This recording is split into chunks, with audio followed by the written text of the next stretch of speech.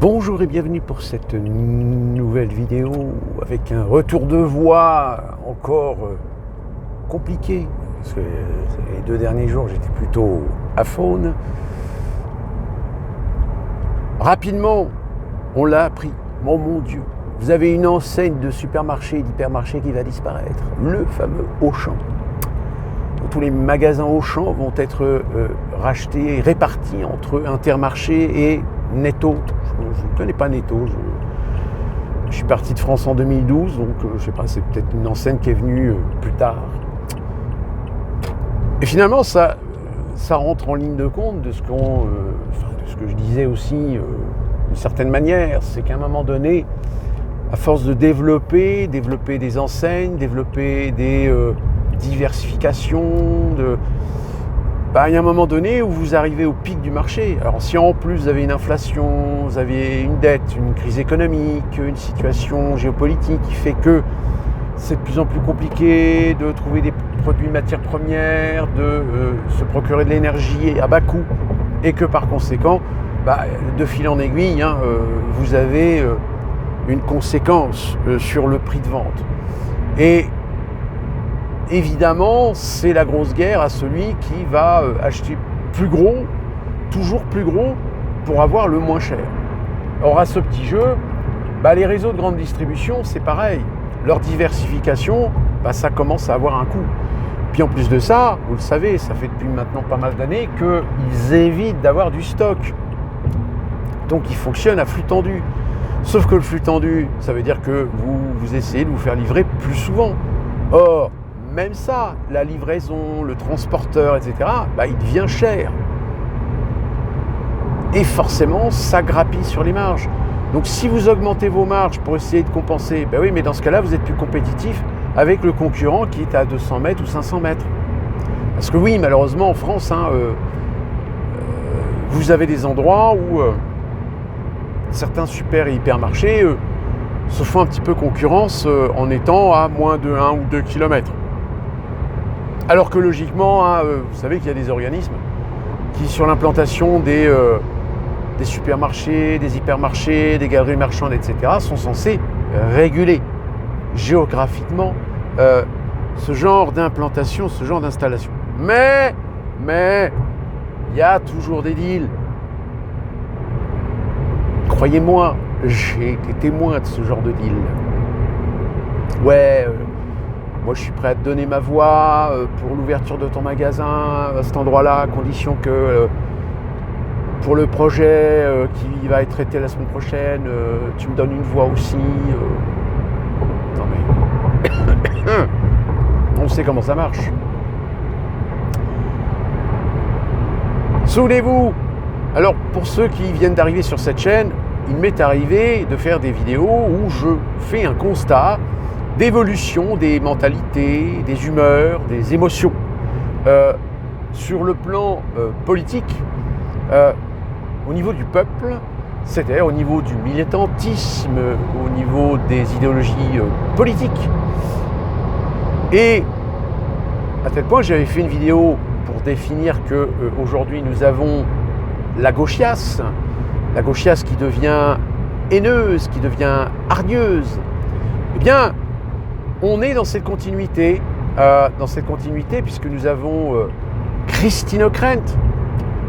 Alors pour ceux qui ne connaissent pas Christine Ockrent, c'était la grande prêtresse, la grande queen du journal télévisé d'Antenne 2 à l'époque, à laquelle a succédé par la suite Claire Chazal. Peut-être que Claire Chazal est peut-être plus de votre génération.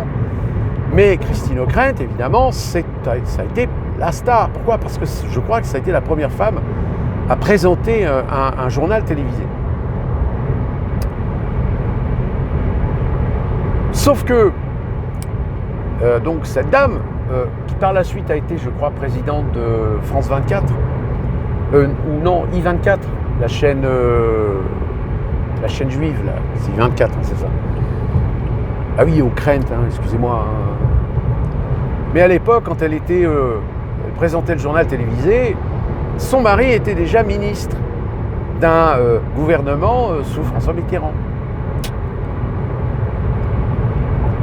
Alors contrairement à leur Sinclair, lorsque DSK était ministre, je ne sais plus quoi, ministre des Finances ou un truc comme ça, elle a démissionné, elle a quitté, je crois à l'époque c'était 7 sur 7 le dimanche. Donc au moins elle était correcte. Mais Ockrent, non, elle est restée. Puis de toute façon, je vais vous dire, moi j'ai rencontré une fois quelqu'un qui bossait, à l'époque c'était France Télévisions, et qui avait connu les dernières années Ockrent, et qui m'avait dit de toute façon, Christine Ockrent, c'est la pire des saloperies. Il m'a dit, ce genre de nana, elle est de façon hautaine, puis en plus de ça, tu sais, genre l'air très supérieur, etc. Elle a réussi à faire virer des gens qu'elle ne pouvait pas blairer. Donc c'est une véritable saloperie. Alors quand cette dame va dans l'émission de Salamé et commence à allumer la chaîne de télévision CNews, bon bah on n'est pas étonné, même si à la limite, j'ai envie de dire, ce qui est assez étrange, elle qui est une sioniste, vouloir cartonner CNews, qui est une chaîne qui quand même a toujours eu des positions très prudentes vis-à-vis du sionisme, étrange. Voilà, elle n'a pas suivi. Alors, on les entend en ce moment, hein, pareil, Dupond-Moretti qui est toujours sur son même lexique, son même narratif. CNews, chaîne d'extrême droite, chaîne de désinformation, etc. Alors, le problème, c'est que tous ces gens qui cartonnent CNews, moi, je leur pose des fois une question. Je dis, ouais, ok, super. Mais si vous réussissez à la supprimer, cette chaîne, vous allez faire quoi après? Vous allez forcément vous attaquer à une autre chaîne, puisque vous aurez réussi à faire dégager CNews. Évidemment, vous allez vous attaquer à BFM. Puis quand vous aurez dégagé BFM, vous vous attaquerez à LCI et TF1. Puis une fois que vous aurez dégagé LCI et TF1, vous vous attaquerez à une autre chaîne qui peut-être aura créé une chaîne d'infos pour pallier le fait que vous auriez chassé le mal, si tant est que vous remplaciez évidemment ces chaînes par vos propres chaînes. Et au final, je leur dis, mais dans ce cas-là, je veux dire, allons plus vite, recréer le RTF, chaîne d'État. Hein, le RTF, je rappelle, c'est l'Organisation de la télévision et radio de France, de télévision et radiodiffusion de France. Ce qu'on appelait les chaînes d'État, tant télé que radio.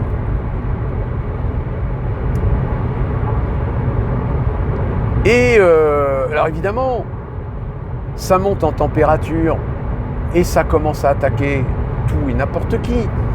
Vous avez Idriss Aberkane qui vient de faire une vidéo avec 2 experts de LCI sur la question, est-ce que LCI ment sur l'Ukraine? Bah les mecs bardés, hein, bardés de diplômes, expérience et tout le tralala.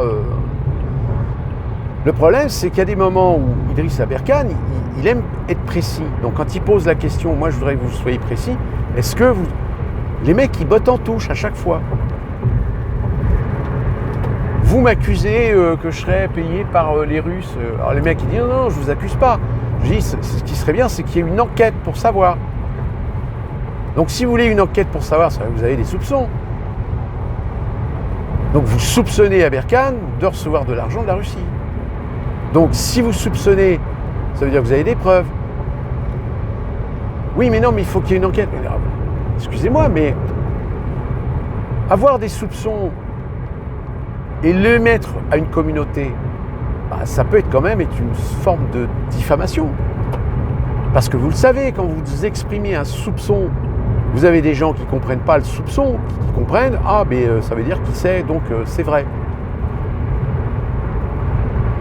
Donc les 2 mecs, en fait, se sont empêtrés dans leur propre délire, en fait, dans leur propre doctrine, que de toute façon, tout est de la faute de la Russie, que tout est de la faute de Poutine, que nous, on est les gentils, que l'Ukraine, de toute façon, c'est un pays libre, c'est un pays démocratique, blablabla. Oui, mais dans ce cas-là, tout ce qui est oligarque, tout ce qui est corruption, tout ce qui est trafic, donc n'existe plus. Je rappelle quand même que Zelensky, là, il commence à avoir les jetons parce que l'affaire de corruption qui touche un ou deux de ses 3 collaborateurs, dont certains ont démissionné, mais il a tellement les jetons que ça remonte à lui.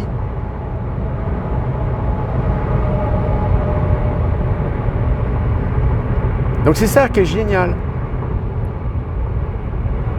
On attaque les gens, on les traite de fachos, d'extrême droite et tout le tralala, alors que, quand on leur pose la question, mais qu'est-ce qui vous permet de juger cette personne d'extrême droite? Ouais, elle a dit que elle a eu des propos racistes, elle a été condamnée, etc. Oui, peut-être, mais condamnée pour quoi? Et c'est là que ça commence à coincer. Parce que, en effet, par exemple, Zemmour, il a été condamné. Mais il a été condamné, je crois, 2 ou 3 fois sur 7 plaintes. Et encore condamné par des juges. On le sent venir qu'il y a un parti pris. Que certains juges ont envie de se faire la peau d'Éric Zemmour.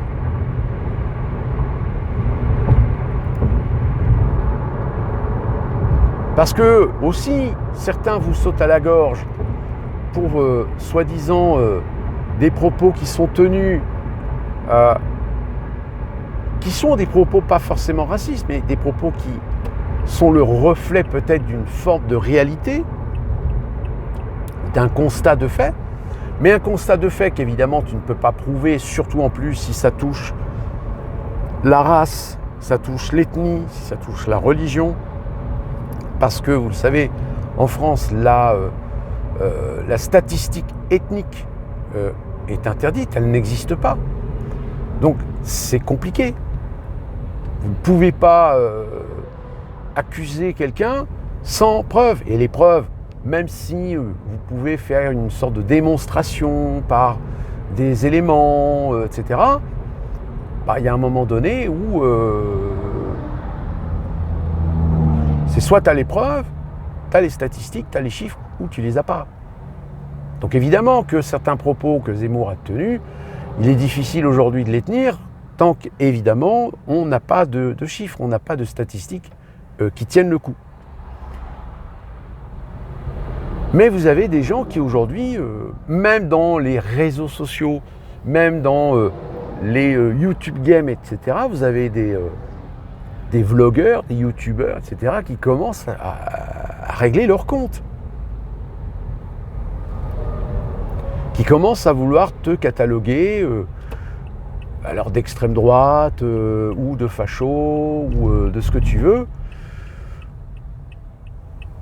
Donc vous voyez, ça rejoint ce que je dis dans certaines vidéos, c'est que en fait, on sent chez eux la peur. Quand ils sont véhéments comme ça, puis de plus en plus insultants, de plus en plus violents, de plus en plus agressifs, dans les mots, dans les termes, dans les syntaxes, dans les narratifs, en fait, ça démontre qu'ils ont peur. Ils ont peur de perdre du terrain. On a Julien Pain, par exemple, notre fact-checker. Le pauvre, il pleure. Il pleure parce que Zuckerberg a décidé d'arrêter de faire de l'idéologie dans les modos, dans les modérations. Oh mon Dieu! Ben oui, mais il y a un moment donné où, quand tu donnes un petit pouvoir à des gens pour, justement, faire du debug, faire dénoncer la désinformation, pour être plus précis, pour être dans le détail, dans le factuel, etc., il y a un moment donné où ça ne peut pas, à un moment donné, tenter une personne d'utiliser ce pouvoir pour, en réalité, glisser une idée préconçue ou une vérité vraie,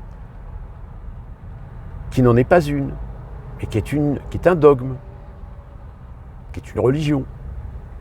Alors surtout avec ce qui s'est passé avec le Covid-19, avec les vaccins, etc. On l'a bien vu.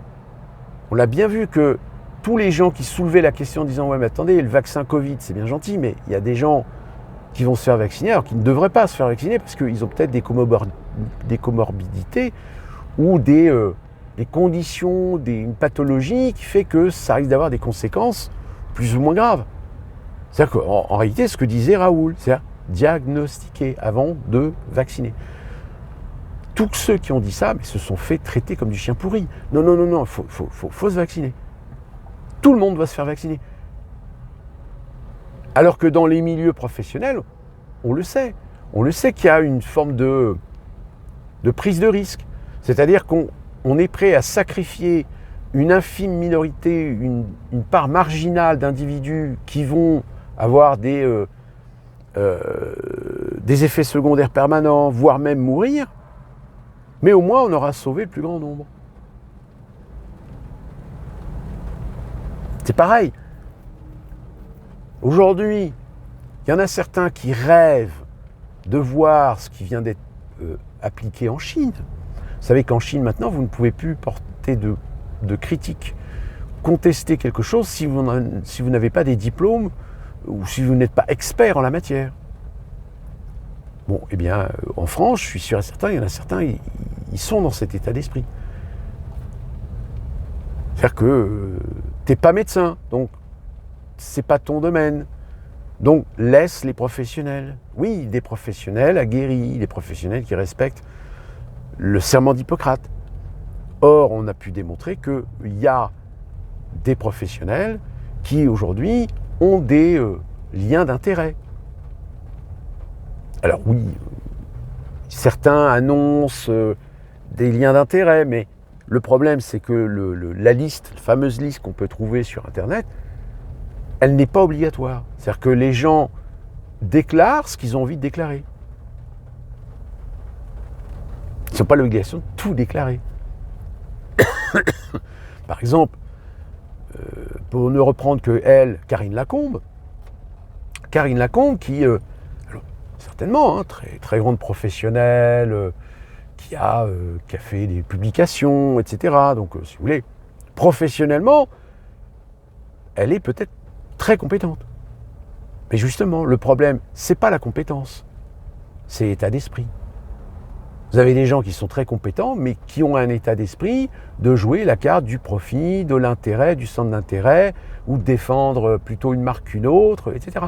Ça ne retire en rien leurs compétences. Au contraire, plus ils sont compétents, plus ils publient, plus ils sont reconnus à l'échelle internationale, plus évidemment qu'ils attirent les convoitises des marques, des big pharma, etc. Bon, Karine Lacombe... Alors Karine Lacombe, c'est pire parce qu'elle a travaillé pour Gilead. Gilead, elle en avait vanté le fameux Remdesivir, souvenez-vous. Elle avait vanté le Remdesivir comme étant potentiellement un remède non négligeable contre le Covid-19. Le Remdesivir passe par les mains du Lancet, le Lancet qui est cet organisme de lecture scientifique où on valide les rapports, etc., pour dire oui, voilà, ce rapport il a été fait sur tel produit, on valide puisque on confirme ce qui a été dit, ce qui a été défini, etc., etc. Et on se souvient de cette histoire, pour ceux qui ne se souviennent pas, le vendredi, Karine Lacombe disait oui, le Remdesivir, regardez, le Lancet a approuvé le produit, etc. Sauf qu'au moment où le Lancet publie sur le Remdesivir, en 48 heures, vous avez à l'international, vous avez des tas de chercheurs, des tas de scientifiques qui disent mais attendez, on a lu le rapport, mais il y a des trucs qui ne vont pas. Les tests labo ne vont pas. Les échantillons ne vont pas. Et du coup, le Lancet, quand ils ont commencé à se faire prendre un petit peu en étau par des sommités, en disant attendez, vous avez publié un truc, mais est-ce que vous avez constaté qu'il y a des trucs qui ne vont pas? Bien, le lundi, le Lancet retire sa publication sur le Remdesivir et s'excuse en disant en effet que on a pu constater qu'il y a des coquilles qui sont passées au travers. Mais le Remdesivir a toujours été promu par Karine Lacombe. Pourquoi? Parce que Karine Lacombe a travaillé pour Gilead et qu'elle a été conseillère pour Gilead. Et qu'en plus de ça, non content d'être conseillère de Gilead, elle avait aussi des parts au capitale de Gilead. Et elle est toujours active, Karine Lacombe. Elle passe toujours dans les plateaux de télé pour expliquer le jour et la nuit.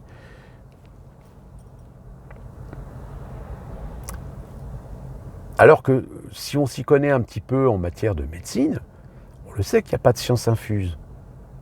On le sait qu'il y a des traitements qui reçoivent une approbation d'efficacité à 75, 80, 85% avec des recommandations, etc. C'est pour ça que tous les traitements et tous les médicaments, il y a une responsabilité. Votre responsabilité est engagée à partir du moment où vous achetez un médicament et vous êtes censé lire la notice et donc être informé des conditions d'utilisation du médicament. Quand vous êtes à l'hôpital, un traitement vous est proposé, on vous explique le traitement, on vous dit voilà que ça peut ceci, ça peut cela, etc. Et en fait, on va chercher votre consentement et on ne va pas vous filer le traitement sans rien vous dire, sans rien vous demander.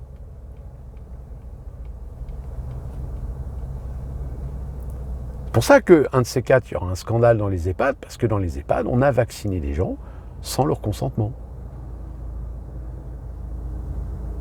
C'est-à-dire que vous avez des responsables de santé qui ont pris la responsabilité de vacciner toutes les personnes qui étaient en EHPAD, mais normalement, ils n'en avaient pas l'autorité. Légalement. Et ça, pareil. Hop, planque tout sous le tapis. Donc, si vous voulez, sur beaucoup de sujets, cette gauche bien pensante aujourd'hui, comme elle sait que les gens commencent à douter, les gens commencent à se poser les bonnes questions, les gens ne prennent plus comme argent comptant tout ce qu'on leur dit, bah évidemment, il y a un moment donné où le petit côté vertueux va faire que les gens vont avoir la légitimité de dire bah oui, mais non, mais moi je suis pas d'accord. Je suis pas d'accord qu'on me file une information en me disant voilà, faut que tu prennes cette information-là comme valide, comme vraie, etc. Poutine est un nazi. Pourquoi c'est un nazi? Non mais ne réfléchis pas, ne cherche pas, on te dit qu'il est un nazi. Donc c'est un nazi. Mais non, il y a des gens qui aimeraient bien comprendre, qui aimeraient bien savoir qu'est-ce qui permet de dire qu'à un moment donné, tu es en accord ou tu n'es pas en accord avec ce qui se dit, avec l'information qu'on t'a donnée, dans la mesure où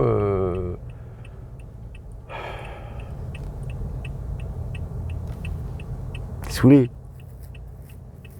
En fait, tu n'as plus le droit de réfléchir, tu n'as plus le droit de penser. Tu dois prendre comme argent comptant ce qu'on te donne, ce qu'on te dit. Donc voilà.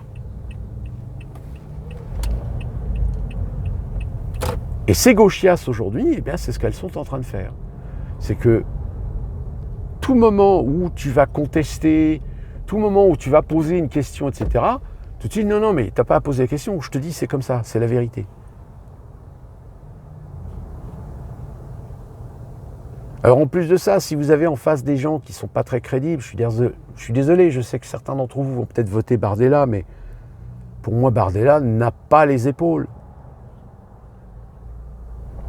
Après, est-ce que Marine Le Pen va avoir un miracle ? Moi, j'y crois pas. Je rappelle, c'est au mois de février. Je crois que normalement, l'appel doit être statué pour savoir si elle va pouvoir être candidate ou pas. Si elle n'est pas candidate, bah oui, par défaut, c'est Bardella. Mais je pense qu'il y a énormément de gens qui votent Rassemblement National. Là encore, ils vont voter Bardella parce qu'ils n'ont pas d'autre choix. Donc encore une fois, on va demander aux Français de voter, mais pas par conviction, pas par choix, par obligation. Tu as voté Macron parce que tu ne veux pas le parti de la haine au pouvoir. Bah écoute, tu voteras Attal en 2027. Cherche pas, tu vas voter Attal. Tu as voté Macron contre Marine Le Pen. eh bien, tu voteras Attal contre Marine Le Pen ou Mélenchon ou ce que tu veux. Et je ne suis pas devin, je ne lis pas l'avenir. C'est de la logique. Parce qu'ils savent que de toute façon, ils ne peuvent pas laisser un candidat s'incrémenter et leur piquer la place. Donc c'est pour ça que le système politique est complètement verrouillé. Là, aux États-Unis, on vous a parlé de Mamdani, on vous a parlé peut-être aussi de Seattle, je crois. Pareil, c'est une maire démocrate, mais démocrate dissidente, qui a été élue. C'est-à-dire que les démocrates aujourd'hui, ils commencent à perdre le fil parce que ce sont des candidats, mais des candidats plutôt plus à gauche que la gauche néolibérale que représentent en général les démocrates. Donc, du coup, ils se font voler la place par des gens. Alors après, est-ce qu'ils sont compétents ou pas compétents? On va voir. Hein. Enfin, déjà, c'est assez comique parce qu'il y a Donald Trump qui l'a reçu dans le bureau ovale. C'était limite, c'était deux potes, quoi. Hein. Ah oui, mais c'est l'hypocrisie typiquement américaine. T'es gentil, t'es mon ami. Non, en fait, t'es pas mon ami. Donc, ah oui, en France, alors t'as Mélenchon qui, évidemment, commence un petit peu à surfer, un petit peu à droite, à gauche. Là, les socialos, je pense qu'ils vont commencer à réfléchir parce qu'ils vont se dire, bon, l'année prochaine, qu'est-ce qu'on fait? Est-ce qu'on fait des alliances ou est-ce qu'on tente tout seul pour voir ce que ça donne? Bon, sauf que les sondages, que ce soit Europe Écologie Les Verts ou les socialistes ou les communistes, ils sont toujours au ras des pâquerettes. Donc voilà, je veux dire. Donc la droitisation du peuple français, oui, elle est là. Elle est inévitable, elle est omniprésente, et ça, évidemment, ça rend colère, ça rend haineux. C'est des mauvais joueurs, de toute façon. C'est des gens qui ne supportent pas de perdre. Et je dirais même, c'est des gens qui ne supportent pas de perdre et qui ne supportent pas non plus de devoir se remettre en question. Par exemple, le sujet de l'immigration, ils ne se remettront jamais en question là-dessus. Parce que c'est un sujet. Donc voilà, c'est à suivre. Parce que ce soit médiatiquement, à la télé, que ce soit à la radio, que ce soit sur Internet, sur les réseaux sociaux, on sent que ça monte. On sent qu'ils sont colère, qu'ils sont rageux et qu'ils deviennent de plus en plus vulgaires, de plus en plus agressifs. Et vous savez, ces gens-là, il y a un moment donné, ils vont finir par dénoncer finalement. Par dénoncer, par balancer.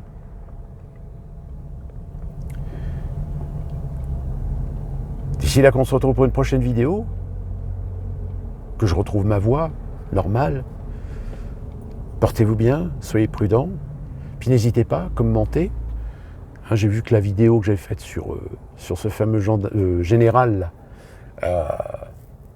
800 vues. Est-ce qu'elle va atteindre les 1000 vues? Et puis finalement, est-ce que je vais atteindre les 600 abonnés? J'ai gagné 100 abonnés en un an. C'est déjà pas mal. Allez, beau jeu, pile bien.